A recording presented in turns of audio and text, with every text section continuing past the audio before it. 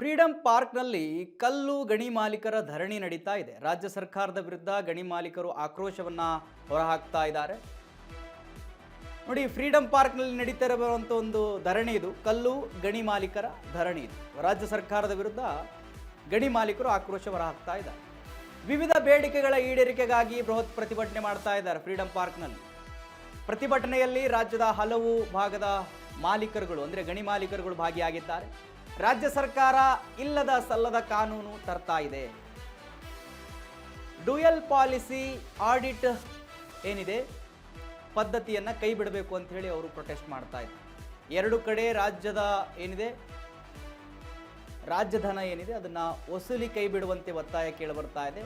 ಎರಡೂ ಕಡೆ ಕೂಡ ರಾಜಧನ ವಸೂಲಿ ಮಾಡ್ತಾ ಇದ್ದಾರೆ. ಅದನ್ನು ಕೈ ಬಿಡಬೇಕು ಅಂತ ಹೇಳಿ ಗಣಿ ಮಾಲೀಕರು ಹೇಳ್ತಾ ಇರುವಂಥದ್ದು.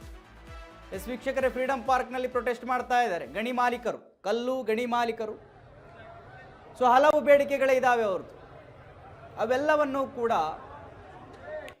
ಸರ್ಕಾರ ಈಡೇರಿಸಬೇಕು ಅಂತೇಳಿ ಸರ್ಕಾರದ ವಿರುದ್ಧ ಆಕ್ರೋಶವನ್ನು ಹೊರಹಾಕ್ತಾ ಇದ್ದಾರೆ.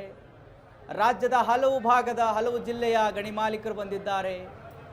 ರಾಜ್ಯ ಸರ್ಕಾರ ಇಲ್ಲದ ಸಲ್ಲದ ಕಾನೂನು ತರ್ತಾ ಇದೆ, ನಮಗೆ ಅದರಿಂದ ತೊಂದರೆ ಆಗ್ತಾ ಇದೆ. ಡ್ಯುಯಲ್ ಪಾಲಿಸಿ ಆಡಿಟ್ ಏನಿದೆ ಪದ್ಧತಿಯನ್ನು ಕೈ ಬಿಡಬೇಕು, ಅದನ್ನು ಎರಡೂ ಕಡೆ ರಾಜಧನ ವಸೂಲಿ ಕೈ ಬಿಡುವಂತೆ ಒತ್ತಾಯ ಕೇಳಿಬರ್ತಾ ಇದೆ.